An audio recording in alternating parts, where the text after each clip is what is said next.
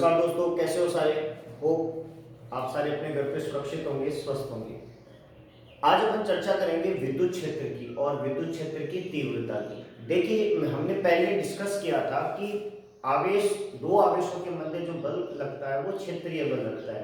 यानी दो आवेशों के मध्य बल लगने के लिए किसी भी भौतिक संपर्क की आवश्यकता नहीं होती। तो वो बल कैसा होता है? क्षेत्रीय बल होता है। तो अब ये क्षेत्रीय बल लगता कैसे है उसके बारे में अपन चर्चा करते हैं कि ये क्षेत्रीय बल किस प्रकार से लगता है और कहां तक प्रभावी होता है। तो उसी का अध्ययन करने के लिए अपन लेते हैं विद्युत क्षेत्र की तीव्रता। विद्युत क्षेत्र क्या होता है? इंग्लिश में इसको कहा जाता है इलेक्ट्रिक फील्ड।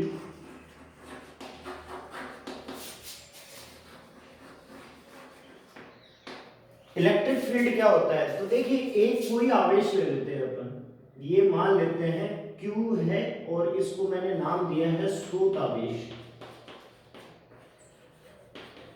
और इस आवेश से मैं जैसे ही r दूरी पर कोई बिंदु P ले लेता हूं और इस बिंदु P पर मैंने एक परीक्षण आवेश Q0 रखा है, तो इस परीक्षण आवेश को रखते ही इस परीक्षण आवेश पर एक बल कार्य करने लगता है। ये परीक्षण आवेश लिया मैंने,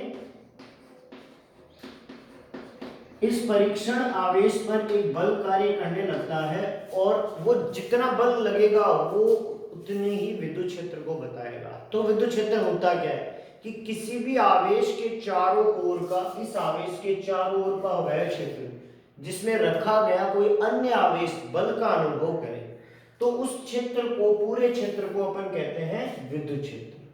ठीक है, ये तो बात होती है विद्युत क्षेत्र की। अब एक आते हैं विद्युत क्षेत्र की तीव्रता। तो देखिए, इसका मैथमेटिकल एक्सप्रेशन क्या आएगा? मान लेते हैं कि ये, इसको E से लिखा जाता है। E का मतलब होता है इलेक्ट्रिक फील्ड, तो E बराबर आता है F/Q0,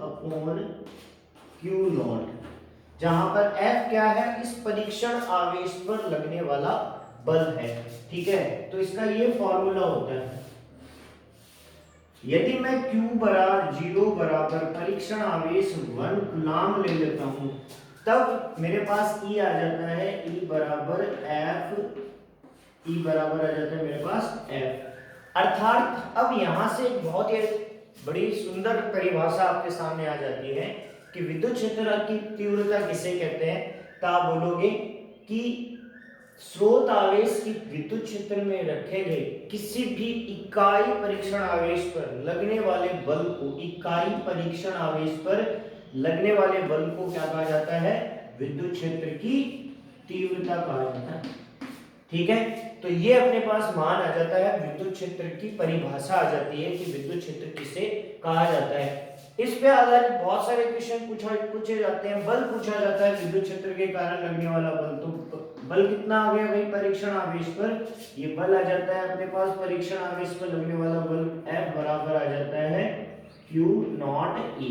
अब आपको बहुत सारे क्वेश्चन हैं वो इस पे पुटअप किए जाते हैं। मैं एक अलग से वीडियो डालूंगा जो कि कूलॉम के नियम पर आधारित, विद्युत क्षेत्र के नियम पर आधारित प्रॉब्लम सॉल्विंग का वीडियो होगा। जो देख रहे हैं कृपया करके आप कंटिन्यू रखें इन वीडियो को। हम कूलॉम के नियम पे आधारित, विद्युत क्षेत्र की तीव्रता पे आधारित बहुत सारे क्वेश्चन करेंगे, प्रॉब्लम सॉल्विंग करेंगे, तो आप वीडियो को कंटिन्यू कीजिएगा। तो F बराबर कितना लगेगा इस परीक्षण आवेश पर बल? F बराबर Q0E। ये वो फॉर्मूला है जो आपको याद रखना है कि किसी भी विद्युत क्षेत्र में, कोई भी विद्युत क्षेत्र हो और उसमें आप किसी भी तरह का आवेश रख दो तो उस आवेश पर सदैव बल लगेगा। और वो आवेश देखो कई तरह के रखे जा सकते हैं। इलेक्ट्रॉन पे आधारित क्वेश्चन पूछा जा सकता है, प्रोटॉन पे आधारित क्वेश्चन पूछा जा सकता है, आपका पॉजिट्रॉन पे आधारित क्वेश्चन पूछा जा सकता है, न्यूट्रॉन पे आधारित, मतलब जहां जो भी आवेश रखता है और उस आवेश को आप कहीं पर भी रख दीजिए, विद्युत क्षेत्र में रख दीजिए, तो विद्युत क्षेत्र ऑब्वियसली उसके ऊपर बल लगाएगा। ठीक है, और अगर उसी आवेश को आप गुरुत्वाकर्षण बल में गुरुत्वीय क्षेत्र और विद्युत क्षेत्र दोनों के अंदर रख देते हो तो दोनों सम्मिलित रूप से उसके ऊपर बल लगाए। आवेश होने के कारण किसी भी वस्तु के ऊपर आवेश है और द्रव्यमान है, तो आवेश के कारण तो विद्युत क्षेत्र बल लगाएगा और द्रव्यमान के कारण है गुरुत्वाकर्षण बल लगाएगा, गुरुत्वीय क्षेत्र बल लगाएगा। तो ये अपने पास विद्युत क्षेत्र आ जाता है। अब वापस से वही बात की पहचान क्या है इसकी, यानी मात्रक क्या है इसका। तो मात्रक इसके दो मिलेंगे आपको, एसआई पद्धति में इसके मात्रक आ जाता है इसका न्यूटन पर कूलम या वोल्ट पर मीटर या joule per coulomb into metre. तीन मात्रक आप ले सकते हो एसआई के अंदर। न्यूटन पर कूलम, न्यूटन बल का मात्रक होता है, कूलम होता है आवेश का, वोल्ट विद्युत विभव का मात्रक होता है, मीटर दूरी का मात्रक होता है, जूल है ऊर्जा का या कार्य का मात्रक होता है, कूलम इनटू मीटर। तो ये आपके एसआई पद्धति में इसके तीन मात्रक आपको ध्यान में रखने हैं। तीन मात्रक आ जाते हैं, कौन कौन से आ जाते हैं आपके? Joule, newton per coulomb, volt per metre, joule per coulomb into metre. CGS में इसका मात्रक क्या आ जाता है? सीजीएस में इसका मात्रक आ जाता है, देखो बल का मात्रक होता है डाइन और आवेश का मात्रक होता है स्टेट कूलम। तो इसके ये सीजीएस पद्धति में मात्रक आ जाता है। तो विद्युत क्षेत्र क्या होता है, वापस से एक बार रिकॉर्ड कर देता हूं कि किसी भी आवेश के चारों ओर का वह क्षेत्र जिसमें रखा गया कोई परीक्षण आवेश या अन्य आवेश बल का अनुभव करे उसे अपन विद्युत क्षेत्र कहते हैं। तीव्रता क्या होती है विद्युत क्षेत्र की?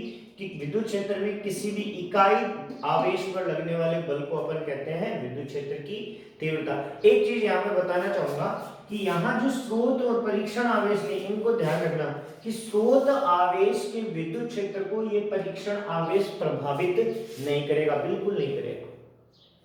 परीक्षण आवेश का स्वयं का विद्युत क्षेत्र E जो नॉट है वो अपन लगभग टेंस टू 0 मान रहे हैं, यानी इसका कोई खुद का विद्युत क्षेत्र नहीं है, वो इसको प्रभावित नहीं करेगा। अब विद्युत क्षेत्र की दिशाएं अपन निकालते हैं कि विद्युत क्षेत्र की दिशा कैसे निकलेगी, बल और विद्युत क्षेत्र में क्या संबंध होता है, तो वो अपन देखते हैं। तो देखिए जैसे विद्युत क्षेत्र का अपने पास फॉर्मूला आ जाता है, विद्युत क्षेत्र एक सदिश राशि होती है, इसका ध्यान रखना। विद्युत क्षेत्र एक सदिश राशि होती है, तो E सदिश बराबर आ जाएगा F वेक्टर और ये आ जाएगा R वेक्टर अपॉन क्या आ जाएगा Q वेक्टर। अब अपन विद्युत क्षेत्र की दिशा देखते हैं। तो दिशा के लिए अपने को दो चीजें का ध्यान रखना है कि आवेश किस तरह का दिया हुआ है आपको, प्लस क्यू आवेश दिया हुआ है या माइनस। कौन सा आवेश? स्रोत आवेश। स्रोत आवेश को देखना है आपको कि वो धनावेश दिया हुआ है या ऋणावेश। यदि आपके पास स्रोत आवेश है वो प्लस क्यू है तो उसके कारण विद्युत क्षेत्र जो है उसकी दिशा वो इस तरह से होगी, ई की दिशा बाहर की ओर होगी। और यदि परीक्षण आवेश आपको दिया हुआ है माइनस में तो विद्युत क्षेत्र की दिशा है वो अंदर की ओर होगी, ठीक है, ये ई की दिशा होगी। तो यहां है आउटवर्ड और ये है इनवर्ड। तो प्लस क्यू आवेश के कारण विद्युत क्षेत्र हमेशा उस आवेश के बाहर की ओर होगा और माइनस क्यू आवेश के कारण अंदर की ओर होगा। अब अपन बात करते हैं इन दोनों आवेशों के कारण ही, अगर अपन यहाँ परीक्षण आवेश रख देते हैं तो पहली स्थिति में देखिए यदि मैं धनावेश रखता हूं यहाँ पर, परीक्षण आवेश को मैं प्लस क्यू नॉट ले लेता हूं, तो देखिए दोनों समान प्रकृति के आवेश हैं, प्रकृति घर्षण होगा, यानी प्लस क्यू आवेश है, स्रोत आवेश भी मेरा प्लस क्यू है, परीक्षण आवेश भी प्लस क्यू है, तो परीक्षण आवेश पर लगने वाले बल की दिशा भी यही होगी, किसके अनुदिश? ई के अनुदिश।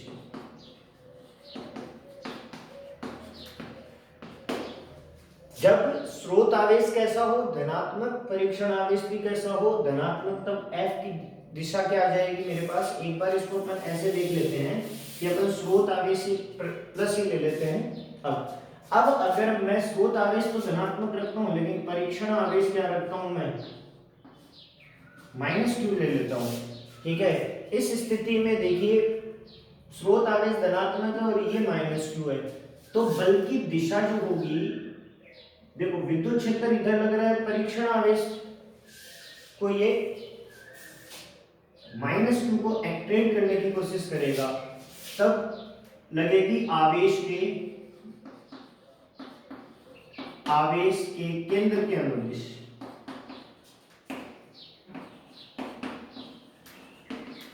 ये अपने पास दो दिशाएं आ जाती है जब स्रोत आवेश कैसा हो, धनात्मक हो।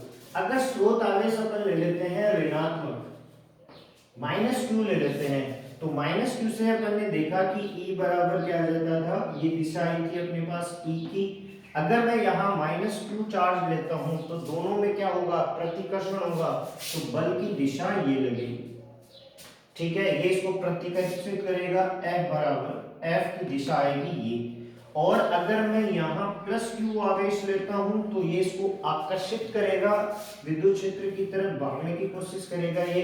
तो इस स्थिति में F की दिशा आ जाएगी आवेश के अनुदिश।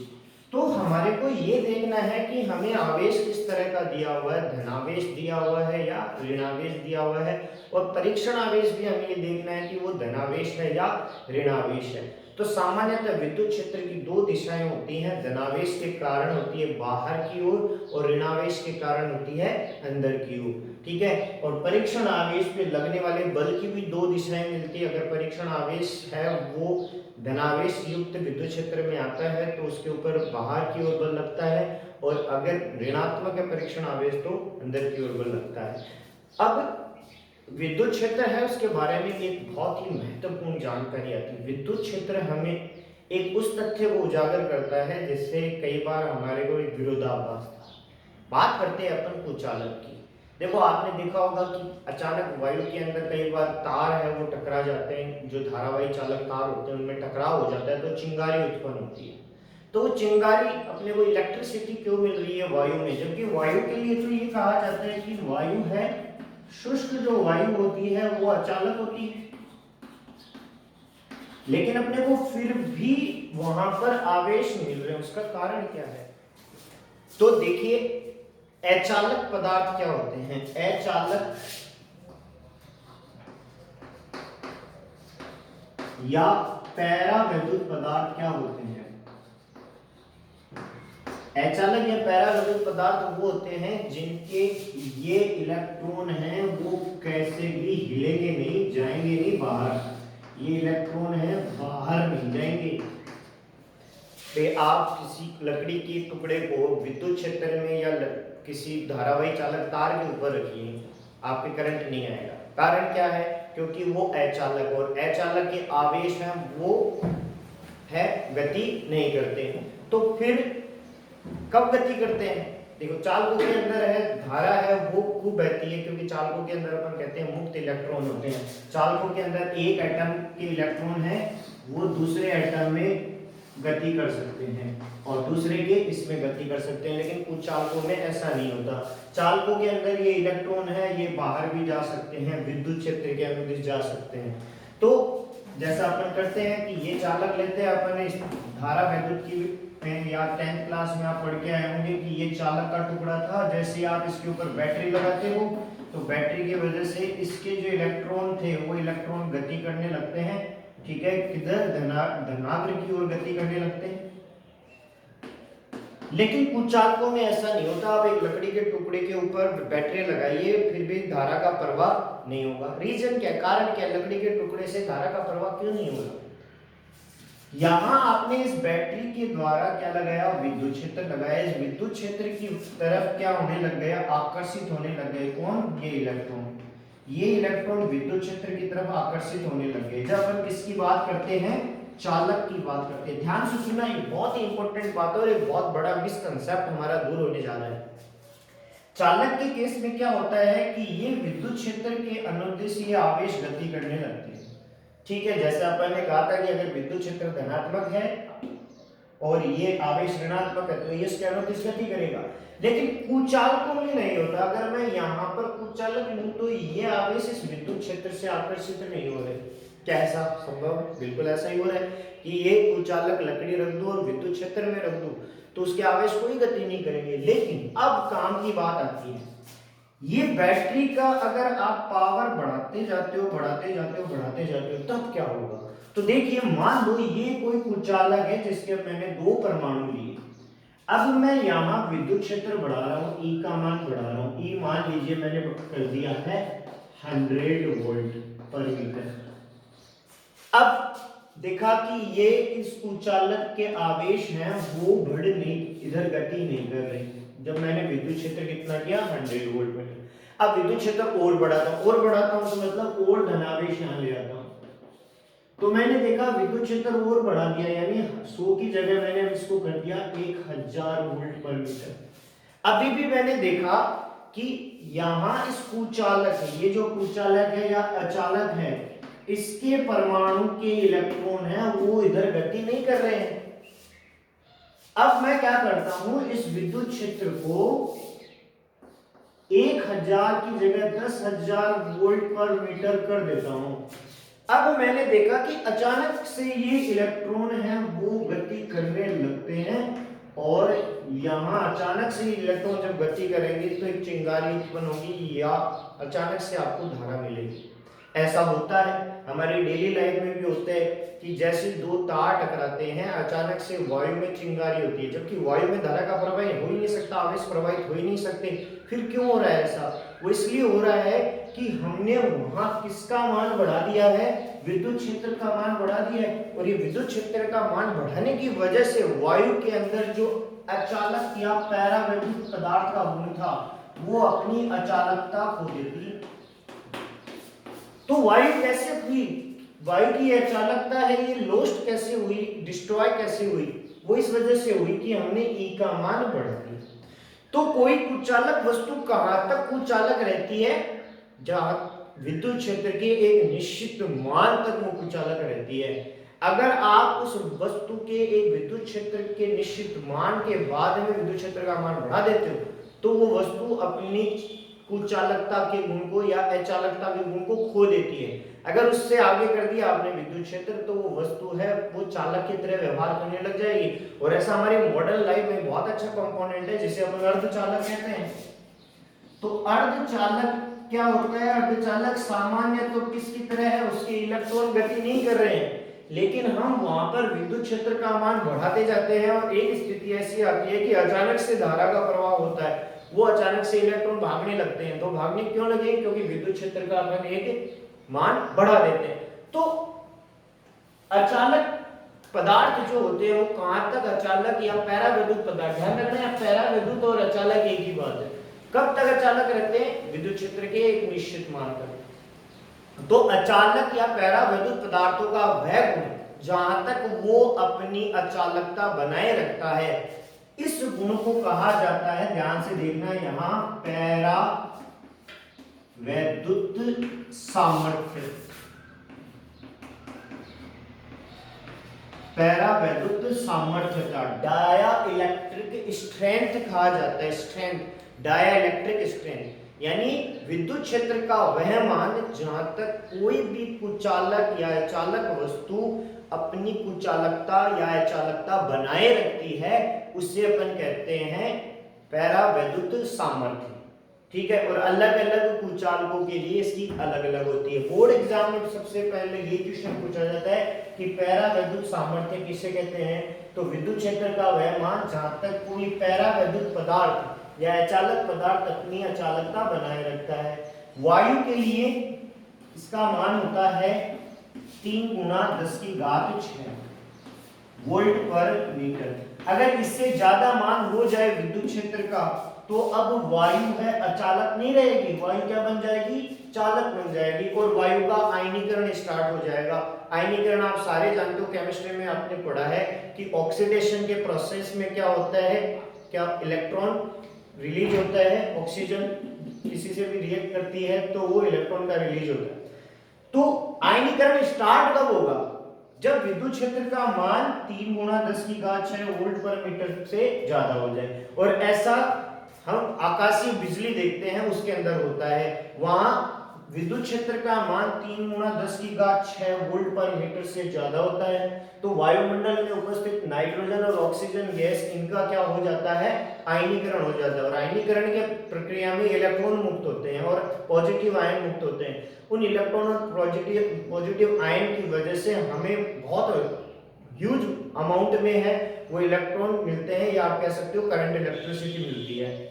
और वो करंट जो आपको मिलती है वो अनकंट्रोल्ड करंट होती है। तो भाई इसका कोर जो काम था वो हुआ कैसे, ये बिजली बनी कैसे? ये बिजली तब बनी जब विद्युत क्षेत्र का मान जो था वो 3 × 10⁶ से ज्यादा चला गया और ज्यादा होते ही वहां पर स्थित वायु का क्या हो गया, आयनीकरण हो गया, और आयनीकरण होने की वजह से अपने को इलेक्ट्रिसिटी मिलती है। आयनीकरण होने का मतलब है कि ये ब्रेक हो गए एटम, और ब्रेक होने के बाद इलेक्ट्रॉन यहाँ से रिलीज होना स्टार्ट हो गए, और रिलीज होके स्टार्ट हो गए तो जो भी पॉजिटिव ऑब्जेक्ट था, जो अर्थ के जितने भी ऑब्जेक्ट हैं वो सारे अपने पॉजिटिव मानते हैं, तो वो सारे के सारे चार्ज हैं वो नीचे आना स्टार्ट हो जाते हैं और हमें ऐसे लगता है बिजली चमक रही है। तो डाइलेक्ट्रिक स्ट्रेंथ या पैरामैग्नेटिक सामर्थ्य आपसे पूछा जा सकता है, वायु के लिए इसका मान पूछा जा सकता है।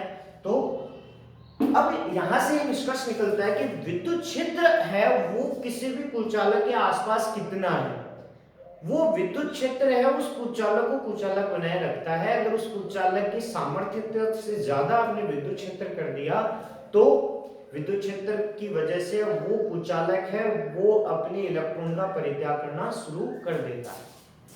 अब अपन देखते हैं कि एक बिंदु आवेश है वो कितना विद्युत क्षेत्र उत्पन्न कर सकता है। एक सिंगल चार्ज लिया आपने और उस चार्ज से अपन देखते हैं कि कितना फील्ड बन सकता है। तो अपन देखते हैं कि एक बिंदु आवेश के कारण विद्युत क्षेत्र कितना होता है।